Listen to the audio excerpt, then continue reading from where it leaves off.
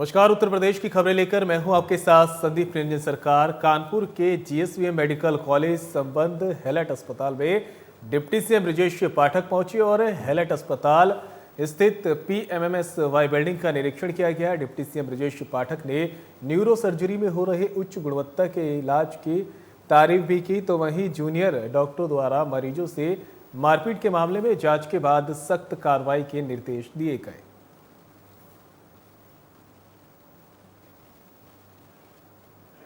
पर speciality block है और यहाँ पर सारी उच्च कोटि की व्यवस्थाएं उपलब्ध हैं और बहुत अच्छा काम किया है हमारे चिकित्सकों ने।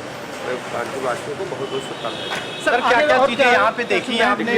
न्यूरो को लेकर के जो भारत में हो सकता है, जो दुनिया में हो सकता है, सब कुछ यहाँ उपलब्ध है और बहुत अच्छे ढंग से व्यवस्थित ढंग से चलाई जा रही है। सर, कोई कमी दिखी हो? कोई नहीं, और मतलब मैं कह सकता हूँ कि इससे अच्छा हो नहीं सकता है और अतिरिक्त जो सुविधाएं हैं वो भी यहाँ। सर, कोई शिकायत आपके पास मारपीट की आई है? आई है, दुखद है और हमने अपने सीनियर से कहा है, जो सीनियर चिकित्सक हैं, ऐसा न होने दें और ये दुखद है, इस प्रकार की घटनाओं की पुनरावृत्ति होगी। गोविंदनगर विधानसभा के अंतर्गत शास्त्री नगर सेंट्रल पार्क में हो रहे कार्यों का उप मुख्यमंत्री ब्रजेश पाठक और विधायक सुरेंद्र मैथानी ने निरीक्षण किया। काम की गुणवत्ता को देखते और निर्देश दिया गया कि जल्द ही काम पूरा कराया जाए। उप मुख्यमंत्री ने कहा कि गोविंदनगर विधायक सुरेंद्र मैथानी की विधानसभा का ये पार्क है, ये मेहनती विधायक हैं, इनका पार्क इनकी कल्पना के अनुरूप गुणवत्ता के आधार पर डेवलप होना चाहिए। वहीं विधायक सुरेंद्र मैथानी ने बताया कि पार्क में पाथवे, रोलर स्केटिंग, प्लांटेशन का कार्य 1 करोड़ की लागत से कराया जा रहा है।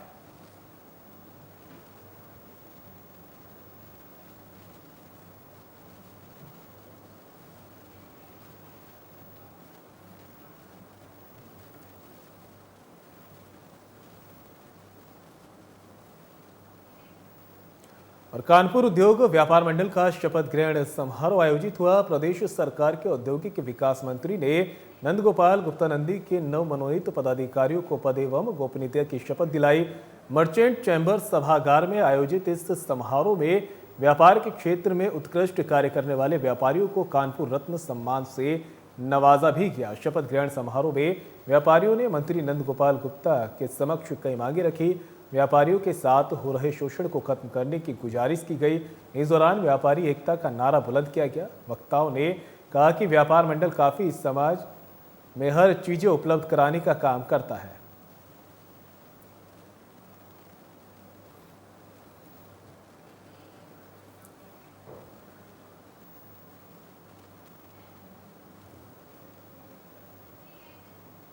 उत्तर प्रदेश के राज्यपाल आनंदीबेन पटेल से प्रदेश के नवनियुक्त कार्यवाहक डीजीपी विजय कुमार ने मुलाकात की। ये शिष्टाचार भेंट डीजीपी ने राजभवन में की। तो तस्वीर आप देख सकते हैं, लखनऊ राज्यपाल से मुलाकात करने राजभवन पहुंचे नवनियुक्त कार्यवाहक डीजीपी और ये शिष्टाचार भेंट की तस्वीरें भी सामने आई हैं।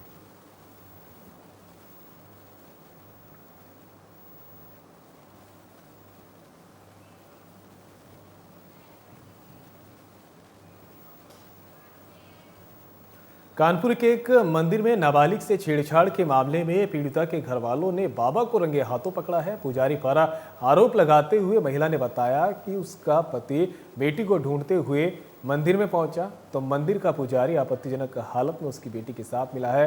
शख्स ने तुरंत अपनी पत्नी को बुलाया और जिसके बाद दोनों ने बाबा को पकड़कर पुलिस के हवाले कर दिया। महिला के पति ने आरोप लगाते हुए बताया कि मंदिर का पुजारी काफी सालों से मंदिर में गांजे की भी बिक्री करता रहा है। हुआ है कि हम जो 11 बजे बच्ची को देखने अपने घर पे आए। हमारी बच्ची जो है बाबा के अंदर नंगी दोनों। कैसे पता चला था आपको? हमने बाउंड्री से देखा। उसके बाद आपने क्या किया? हमने उसके बाद कुछ नहीं, हमने अपनी बिटिया को आवाज़ मारा, हमारी बेटी बाहर आई। उसके बाद में हमने अपनी पत्नी को बताया, पत्नी ने हमारा पूछा। पूछने के बाद में हम सब लोगों को बताया।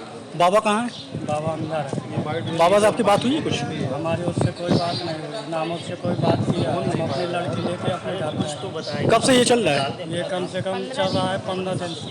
मेरी लड़की को बुला करके मेरी लड़की के साथ में पूरे बदन कपड़े बदन उतार के अपने उतारे थे। मेरे बच्ची के साथ में गलत किया है। कैसे पता चला था आपको? हमारा आदमी आया था, छोटा बच्चा है, उसको देखने की भूखा है कि प्यासा है, उसको लेने आए थे। 11 बजे का टाइम था सुबह का, तो आए थे देखने, तो बाबा ने पूरा नंगा था अंदर। मेरी लड़की को अंदर किया था, उसके साथ में गलती किया है।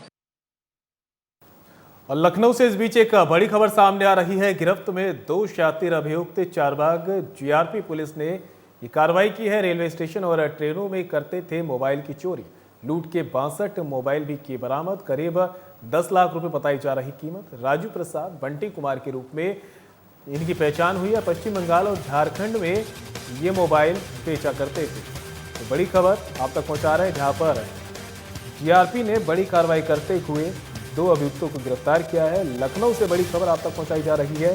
चारबाग जीआरपी पुलिस ने कार्रवाई की है और रेलवे स्टेशन और ट्रेनों में मोबाइल चोरी करने वाले 2 आरोपियों को यहाँ गिरफ्तार किया गया है। 62 मोबाइल इनके कब्जे में से बरामद किए गए, जिनकी कीमत करीब 10 लाख रुपए बताई जा रही है। राजू प्रसाद और बंटी कुमार के रूप में इन चोरों की पहचान हुई, जो पश्चिम बंगाल और झारखंड में मोबाइल बेचते थे। तस्वीरें देख सकते हैं आप, ये दोनों चोर वही हैं जिन्हें जीआरपी ने पकड़ा है।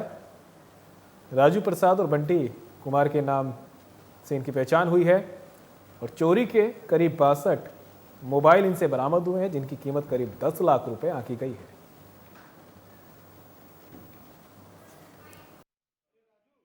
जो चारबाग पुलिस द्वारा जो है 2 शातिर चोर को गिरफ्तार किया गया है।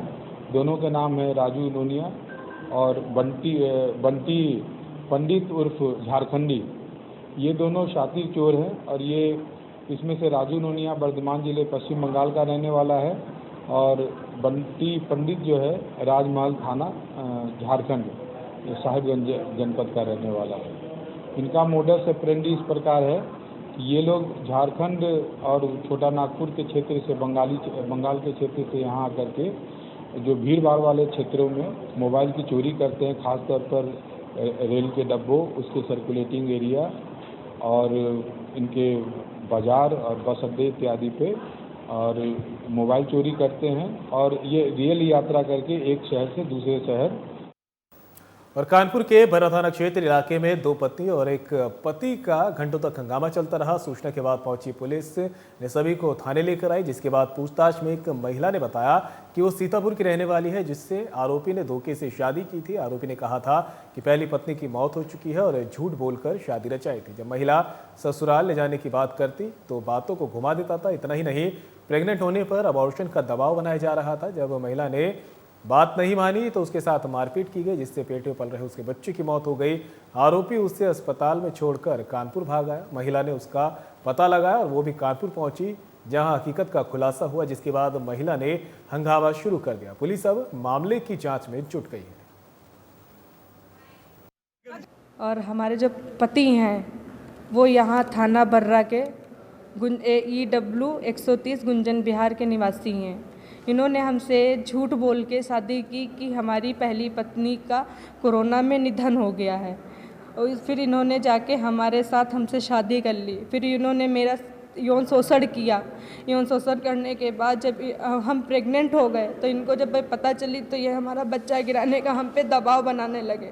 खिलवाड़ की हो मतलब क्या आपको घर जानी मनमानी है? अरे जाओ बाजार में कोठे तमाम है, वहाँ जाके उस लड़की की जिंदगी में 2 बच्चे उसके, हाँ उसके 2 बच्चे। वो आप लोग नहीं तो हम तो अपने आदमी को तो बचाएंगे। आप आदमी को बचाएंगे तो बीच में आपको कोई मारा ही नहीं, आपके हाथ में खून निकल आया। आप भी पत्नी मेरे भी नहीं लगी है क्या? खून निकल आया। और लखनऊ से बड़ी खबर सामने आ रही है। डायल 112 PRP 1262 का मामला। महिला ने उच्च अधिकारियों से की शिकायत, मारपीट की शिकायत लेकर पहुंची डीसीपी उत्तरी ऑफिस और गुडम्बा थाने की पुलिस पर लगाया आरोप। शिकायत करने गई तो पुलिस ने भगाया। इंसाफ न मिलने पर आत्मदाह किया। महिला ने चेतावनी दी है। डायल 112 पर तैनात सिपाहियों ने की थी मारपीट। PRP 1262 की काली करतूत कैमरे में भी कैद हुई है। डीसीपी ने पीड़िता को अब उचित जांच का आश्वासन यहां पर दिया है। बड़ी खबर लखनऊ से आपके सामने, जहां पर डायल 112 और PRP 1262 महिला की पिटाई की थी, इसका वीडियो भी सामने आया है और महिला ने अब उच्च अधिकारियों से इसकी शिकायत की है। मारपीट की शिकायत लेकर महिला डीसीपी उत्तरी ऑफिस पहुंची है। गुडम्बा थाने की पुलिस पर ये आरोप लगाए हैं कि शिकायत जब करने पहुंची तो पुलिस ने उल्टा महिला को ही वहां से भगा दिया। अब महिला ने चेतावनी दी है कि अगर उसे इंसाफ नहीं मिला तो वो आत्मदाह करने पर मजबूर होगी। डायल 112 पर तैनात सिपाहियों ने मारपीट की थी और PRV 1262 की काली करतूत कैमरे में कैद हुई है।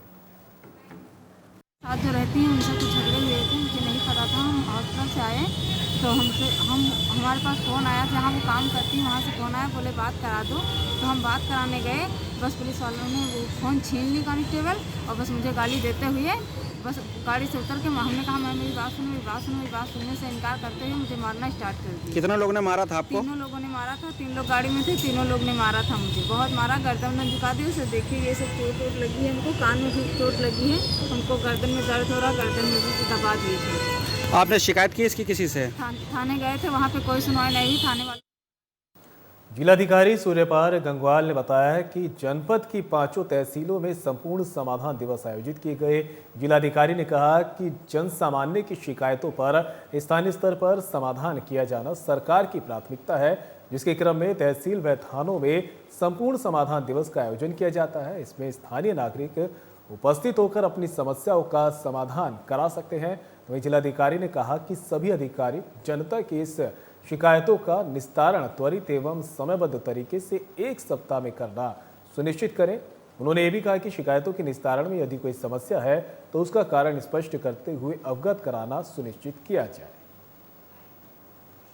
समाधान दिवस आज लखनऊ की इस सदर तहसील में आयोजित किया गया है जिला स्तरीय, जिसमें कि जिले स्तर के अधिकांश अधिकारी मौजूद हैं और यहाँ पर जो भी कंप्लेंट्स आई हैं, चाहे मांग के रूप में हो या शिकायतों के रूप में हो, उनका तत्काल निस्तारण कराने का प्रयास किया गया है। अधिकांश एप्लीकेशंस ऐसी जिनका कि तत्काल निस्तारण हो सकता है, उनको अभी मौके पर ही निस्तारित किया गया है। कुछ जैसे अभिलेखों में, राजस्व अभिलेखों में कोई चीज़ दर्ज होनी है जो भूलवश छूटी हुई है, उसको भी तत्काल दर्ज कराकर लोगों को कॉपी देने का प्रयास किया जा रहा है। उसके अलावा कुछ ऐसे प्रकरण हैं जिसमें कि मांगे हैं, उनको संबंधित विभागों को निर्देश दे दिया गया। और नवाबगंज थाना अंतर्गत राशन कार्ड बनाने का झांसा देकर बच्ची को धोखे से गोद लिया गया। परिवारजनों का कहना है कि कोडेदार राजेंद्र प्रसाद त्रिवेदी की बेटी वर्षा त्रिवेदी ने राशन कार्ड के नाम बढ़वाने के नाम पर हम लोगों को रजिस्ट्री ऑफिस ले गई और वहां धोखे से मेरी बच्ची को गोद ले लिया। उसके बाद अगले दिन घर आकर राशन कार्ड में नाम आज बढ़ाना है, जिसके लिए मुझे अपने साथ ले जाना पड़ेगा और बच्ची को अपने साथ लेकर चली गई। बहुत देर हो जाने पर जब वे बच्ची को घर लेकर नहीं आई तब परिवार के लोग बच्ची को लेने उनके घर पहुंचे। तब उन्होंने बोला कि आपने लिखा पढ़ी में बच्ची को मुझे दे दिया है। जब परिवार वालों ने विरोध किया तो उन्हें घर से भगा दिया, जिसके बाद परिवारजनों ने पुलिस को सूचना दी। देखिए, एक प्रकरण प्रकाश में आया है और नवाबगंज थाने का, जिसमें माननीय न्यायालय के आदेश पे एक मुकदमा भी दर्ज हुआ है। इसमें एक पक्ष का आरोप है कि उनकी बच्ची के नाम पे फर्जी एक रजिस्ट्री करा दी गई और फर्जी एक गोदनामा के आरोप लगाए हैं उन्होंने दूसरे पक्ष पे। दूसरे पक्ष ने अभी तक इस आरोप को डिनाई किया है। उन्होंने बताया कि गोदनामा सही किया है, रजिस्ट्री के बारे में जाँच की जा रही है। इसकी निष्पक्ष जांच कराने के लिए हमने जो ACP कर्नलगंज है उनको ये पूरी इसको दिया है, पूरे मैटर को। वो दोनों पक्षों को बुला के जो भी इनके डॉक्यूमेंट्स होंगे, जो भी इनके कागजात होंगे, जो भी इनकी आपस में जो भी बात रही होगी उसके बारे में पूरी जानकारी करेंगे और जो भी न्याय संगत और विधिक होगा वो किया जाएगा।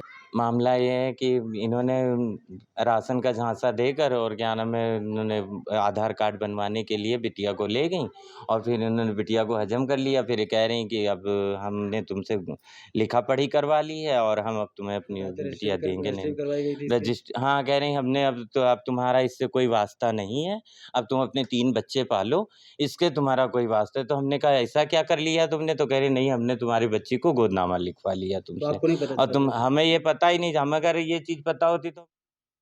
और राहुल गांधी के अमेरिका में दिए गए बयान पर आबकारी मंत्री नितिन अग्रवाल हमलावर नजर आए हैं। मंत्री नितिन अग्रवाल ने कहा कि पहलवान मामले में राजनीतिकरण हो रही है। साथ ही उन्होंने कहा कि राहुल गांधी प्रधानमंत्री का अपमान करते हैं, उन्हें अभी बहुत सीखने की जरूरत है। आने वाले चुनावों में जनता उन्हें जवाब देगी। संसद का बहिष्कार करने वाले उसी संसद में बैठेंगे। संसद लोकतंत्र का मंदिर है, पहलवानों के पक्ष में राकेश टिकैत के आने पर उन्होंने कहा कि राजनीतिक मुद्दा नहीं है, लेकिन इसका राजनीतिकरण किया जा रहा है। जांच के बाद सच सामने आएगा। वो विदेश में जाके क्या बोलते हैं, मेरे ख्याल से शायद उनको भी समझ नहीं है कि वो क्या भाषण दे रहे हैं। कभी वो भारत के प्रधानमंत्री के लिए अपमानित भाषा का प्रयोग करते हैं, कभी वो भारत देश के लिए अपमानित भाषा का प्रयोग करते हैं। तो मैं समझता हूँ कि अभी उन्हें बहुत सीखने की आवश्यकता है और जिस तरीके के बयान वो दे रहे हैं, उन बयानों का जवाब आने वाले चुनाव में देश की जनता उन्हें देगी। तो बीजेपी नेता नरेश अग्रवाल कार्यकर्ता सम्मेलन में शामिल होने पहुंचे, जहां उन्होंने हरदोई के नेताओं को दो टूक जवाब दिया। उन्होंने कहा कि अगर कार्यकर्ता ऐसे ही चलते रहे तो बीजेपी सिर्फ नुकसान में ही जाएगी। उन्होंने कहा कि बीजेपी को वोट पीएम मोदी और सीएम योगी के कामों पर मिलता है, न कि यहाँ के कार्यकर्ताओं से। कहा जो कार्यकर्ता हरदोई से नगरपालिका का टिकट मांग रहे थे, उनको टिकट नहीं मिला तो वे दूसरे क्षेत्र में जाकर नेता बन गए। और मुझसे उम्मीद करें कि मैं जैसा नितिन को चुनाव लड़ाता हूँ वैसा उनको लड़ाऊंगा, ये गलतफहमी होगी उसकी। मैं ये सब सामने अपने को बहुत मैं इस बारे बात खुल के कह रहा हूँ कि भाजपा हरदोई की पूरी मंच से गायब है। नितिन का मंच अछूता मंच और दूसरे का मंच छूत का मंच। गलतफहमी भाजपा के वो सब नेता जो फर्जी हैं, ये निकाल दे कि हम उनकी बदौलत राजनीति कर रहे हैं। और पुलिस पर हुए हमले को लेकर सपा ने बीजेपी पर निशाना साधा है। सपा ने बीजेपी को गुंडों की पार्टी बताया। सपा जिला प्रवक्ता विजय द्विवेदी ने आरोप लगाया कि बीजेपी राज्य में पुलिस पिट रही है, वरिष्ठ पदों पर बैठे लोग पुलिस की पिटाई कर रहे हैं। वहीं द्विवेदी ने पुलिस पर हमला करने वाले सांसद पर कार्रवाई की मांग की है।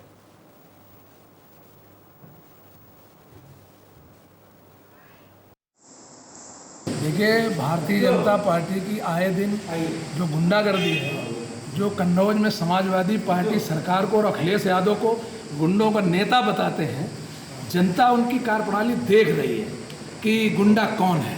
और पुलिस के बल पे शासन करने वाली भारतीय जनता पार्टी सरकार में पुलिस भाजपाइयों द्वारा किस तरह पिट रही है, वो आम जनता देख रही है। और ऐसा तो कभी राजनीतिक जीवन में हमने नहीं देखा कि पुलिस अपनी कार्रवाई कर रही है और राजनीतिक वरिष्ठ पदों पर बैठे लोग पुलिस के साथ इस तरह हाथापाई करेंगे।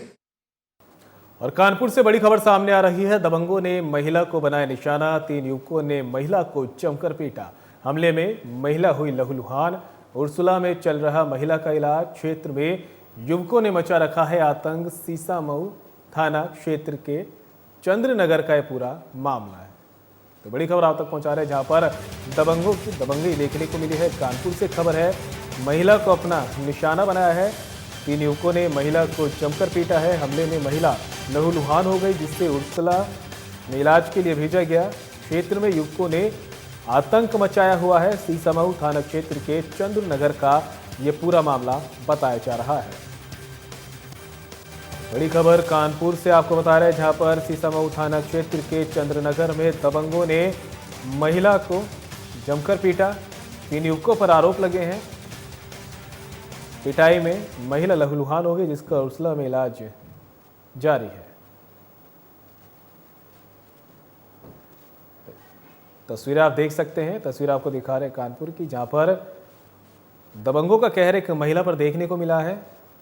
3 दबंगों ने महिला को बुरी तरह से पीटा, जिसमें महिला लहूलुहान हो गई और उसे अस्पताल में भर्ती कराया गया है, जहां महिला का इलाज जारी है।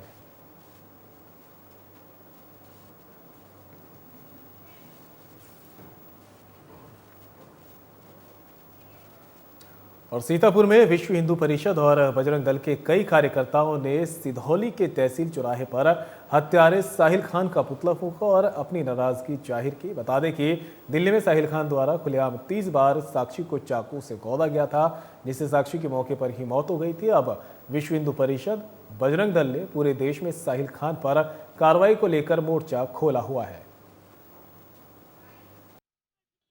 पुतला फूकने का मुख्य कारण ये है कि जैसा आप लोगों को पता है कि साक्षी जो हत्याकांड है जिसमें साहिल ने 30 बार चाकू से प्रहार करके साक्षी को मौके पे जो है हत्या कर दी थी उसकी। उसके बाद उसका मन नहीं भरा, 6 बार पत्थर से उसका सर कूचा।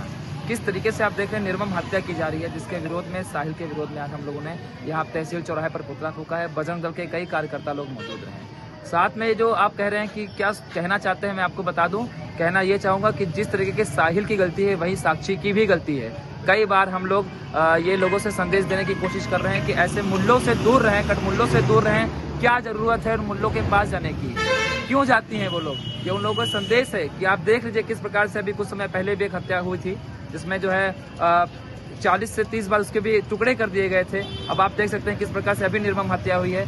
तो मैं यही कहना चाहूँगा कि ऐसे कटमुल्लों से दूर रहें और जो ये लव जिहाद है इनसे बचने की कोशिश करें। हम बहनों से भी। और अमरोहा से बड़ी खबर सामने आ रही है। दबंगों को ग्रामीणों ने पीटा। दबंगों की बंधक बनाकर यहां पर पिटाई की गई है। युवक को पीटने के लिए गए थे दबंग। वीडियो सोशल मीडिया पर वायरल। आरोपियों पर पुलिस ने दर्ज किया मुकदमा। गजरौला थाना क्षेत्र के गांव सलेमपुर गौसाई का पूरा मामला बताया जा रहा है। तो बड़ी खबर आप तक पहुंचा रहे हैं अमरोहा से, जहां पर गजरौला थाना क्षेत्र के गांव सलेमपुर गोसाई में दबंगों को ग्रामीणों ने पीटा है। दोनों दबंगों की बंधक बनाकर यहां पर पिटाई की गई है। युवकों को पीटने के लिए दबंग पहुंचे थे, जब इन लोगों ने इन्हें पकड़ लिया और इनकी जमकर पिटाई की गई। आरोपियों पर पुलिस ने मुकदमा दर्ज कर लिया है।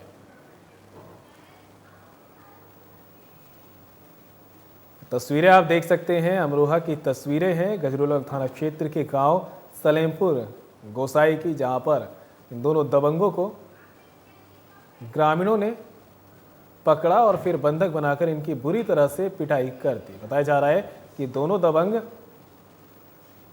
युवक को पीटने के लिए पहुंचे थे और इस बीच ग्रामीणों ने इनको पकड़कर जमकर बुरी तरह से पीट डाला।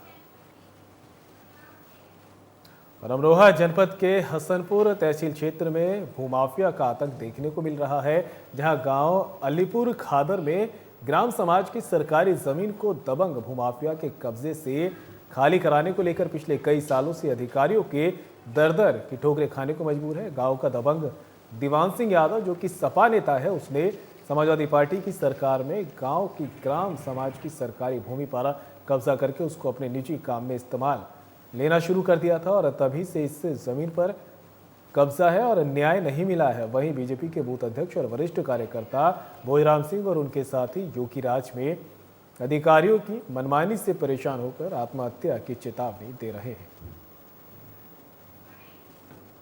ये समाजवादी सरकार में दीवान सिंह पुत्र अमर सिंह ने अवैध रूप से कब्जा कर लिया। 3 सेट पड़ी हुई है मौके पर।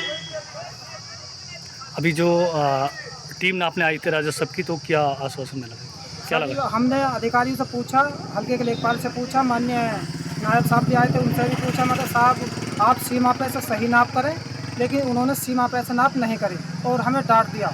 बोले खामोश रहो वरना 2 मिनट में इलाज कर देंगे हम तुम्हारा।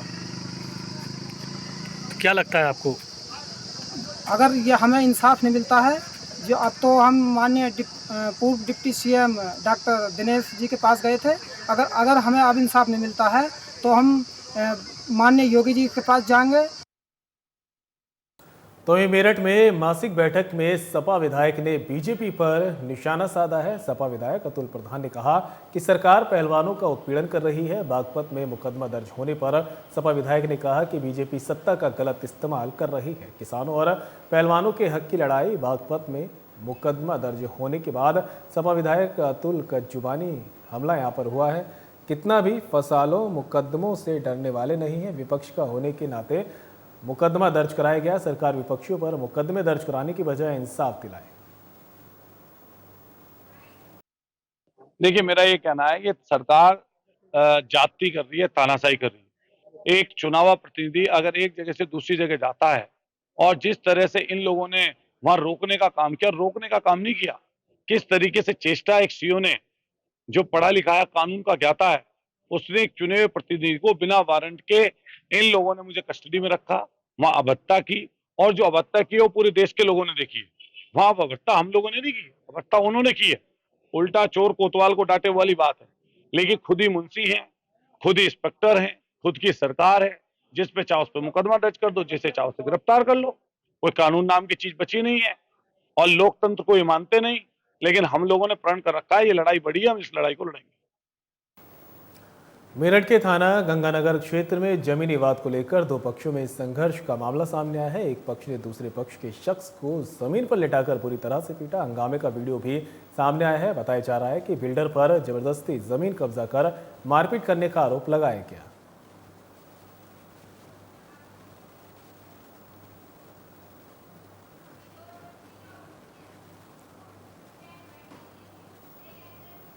बिजनौर के मोहम्मदपुर थाना मंडावर से दिल दहला देने वाली वारदात सामने आई। एक महिला ने अपने 2 मासूम बच्चों के साथ जहर पी लिया है। सभी को नाजुक हालत में अस्पताल में भर्ती कराया गया। बताया जा रहा है कि महिला का पति शराब पीकर उसके साथ मारपीट किया करता था, जिससे तंग आकर महिला ने एक कदम उठाया है। यहाँ एक महिला है और उनके 2 बच्चे हैं। ये सुनने में आ रहा है कि महिला ने जो है अपने आप जहर पिया और बच्चों को भी दे दिया है। बच्चे भी काफ़ी सीरियस हैं और महिला भी सीरियस है। मोहब्बत करता हूँ ज़्यादा, ये समझा, कल से ही समझा रहा था मैं। कल मैंने इसको 1000 रुपये दिए थे, उसके बाद इसने एक भिगोना फोड़ दिया और ये 800 रुपये फाड़ दिए उसमें से। तो क्या शराब पी के मारपीट करते हो आप? नहीं, ऐसा तो वो बोल रही है। बस दारू से थोड़ी सी नफरत करती है, कभी कभी मैं वो पी लेता हूँ। तो उसने ये चीज़ क्यों किया? उसने दोनों बच्चों के साथ ये कदम क्यों उठाया? बस वो पहले से ही कह रही है क्या हुआ कि मैं अपने आप भी नहीं रहने। और पीलीभीत में एक ग्राम प्रधान के पुत्र ने अपने बेटे और भाई के तिलक में बार बालाओं का जमकर डांस कराया, जिसका वीडियो वायरल होने के बाद प्रधान पुत्र के खिलाफ पुलिस ने अपनी तरफ से थाना बिलसंडा में मुकदमा दर्ज कर लिया है। वहीं गौशाला में दावत का आयोजन कराने का भी आरोप है। पीलीभीत में बार बालाओं के डांस का वीडियो जमकर वायरल हो रहा है। एफआईआर के मुताबिक थाना बिलसंडा के उपनिरीक्षक प्रेमपाल अपने पुलिस साथियों के साथ इस वीडियो की जांच पड़ताल करने ग्राम पंडरी मरौरी में गए हैं, तो गांव वालों ने बताया कि नित्यांगना के अश्लील नृत्य का वायरल वीडियो इसी गांव का है। इस रंगारंग कार्यक्रम के आयोजक इसी गांव की ग्राम प्रधान मुनि देवी के पुत्र संतोष सिंह है। उसके बाद प्रधान पुत्र संतोष के खिलाफ पुलिस ने मुकदमा दर्ज कर लिया है। वहीं गांव के पूर्व प्रधान शंकर शरण ने आरोप लगाया कि प्रधान पुत्र ने वीडियो वायरल करने के शक में उससे मारपीट की पीड़ित ने मामले की तहरीर पुलिस को दी है। वहीं पुलिस जांच करने में जुट गई है।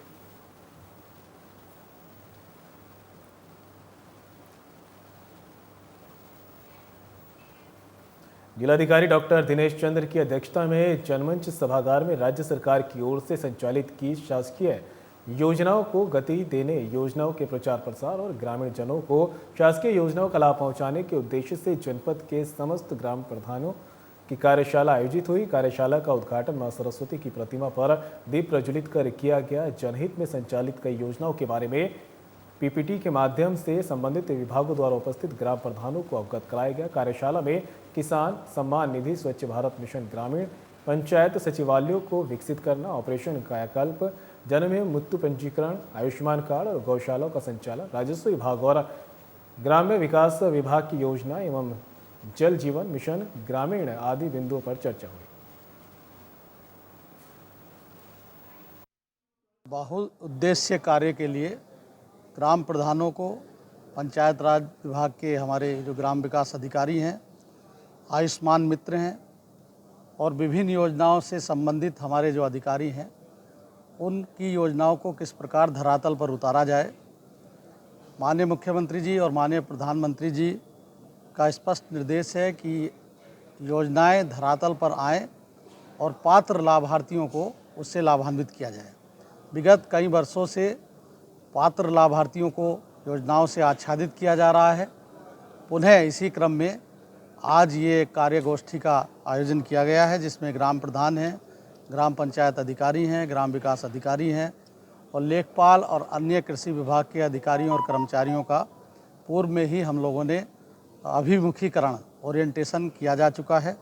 आज के इस कार्यक्रम का मुख्य उद्देश्य स्वच्छ भारत ग्रामीण, ठोस एवं तरल अपशिष्ट प्रबंधन, पंचायत सचिवालयों को विकसित किया जाए, जिससे कि वह ग्राम में ही सचिवालय के रूप में कार्य करते हुए विभिन्न योजनाओं से लाभार्थियों को लाभान्वित करने में मदद कर सके। जन्म मृत्यु पंजीकरण, आयुष्मान कार्ड के रिक्वेस्ट को पोर्टल पर भेजना, संक्रामक रोगों के रोकथाम। और फिलहाल बुलेटिन में मेरे साथ इतना ही, दीजिए इजाज़त, नमस्कार।